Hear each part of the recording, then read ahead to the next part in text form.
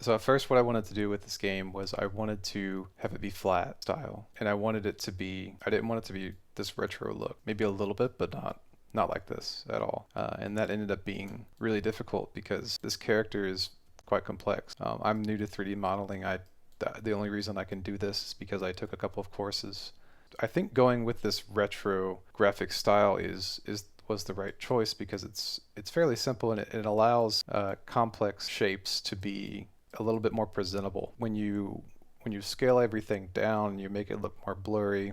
You're going to, in a way, make it look better because this character, if I just showed just like this, or even if I hadn't have made it more pixelated by default, it wouldn't look very good. It doesn't look that great right now, but it's presentable in the game because I turned the resolution down, so it looks okay. To go from nothing to having something that looks presentable, a good way to do that is to use older style graphics like pixelated graphics in 3D. So that way, when you run the game, you can even make it a little bit lower resolution. So for instance, in Godot, in the project settings, you can, like, this is just double the original NES resolution. Down here, this viewport mode is really important because it gives it that old style feeling.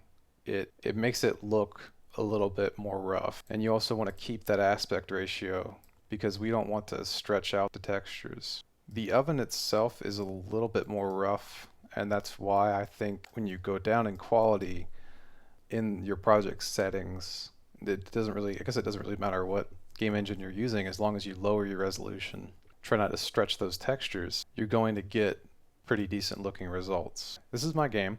You'll see that the textures are a lot more rough looking, which is good because I can't 3D model very well. Being able to kind of see these a little bit scaled down, it's the detail isn't as important. I wanted to make this this was not going to be scary or suspenseful at all. It was going to be, you're an oven, flat style, minimal colors. I wanted that retro look, but I didn't really quite want it to look so rough, and the textures that I ended up getting online, there wasn't really much that I wanted. So I decided, you know what, I'm just gonna go ahead and try to make this with what I have. And I think it turned out for the better because if I had used the flat style, I don't think this character, it looks okay, but it's probably the worst 3D model in here because of how complex characters are.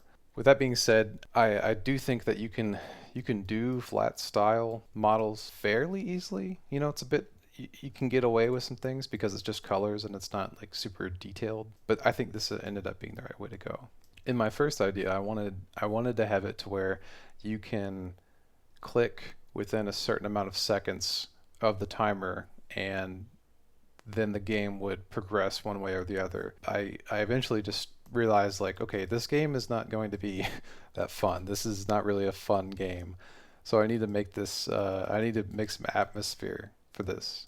This is just a simple idea. When you're starting out making games, you want to make simple games.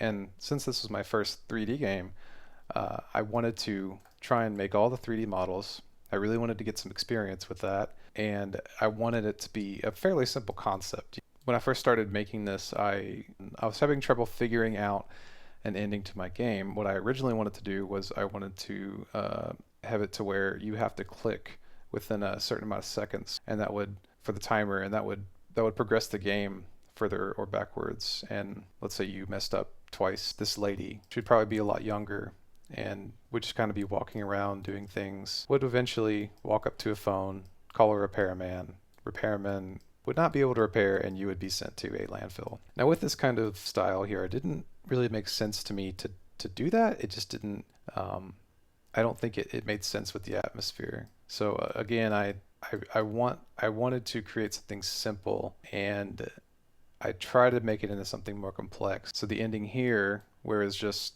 some text, I think is the better way to go, because how much game can you make for a game where you're an oven? I mean, there are multiple ways that you can go, but eventually you can only do so much, and you need to move on to the next idea. You need to stop here and say, okay, this is good.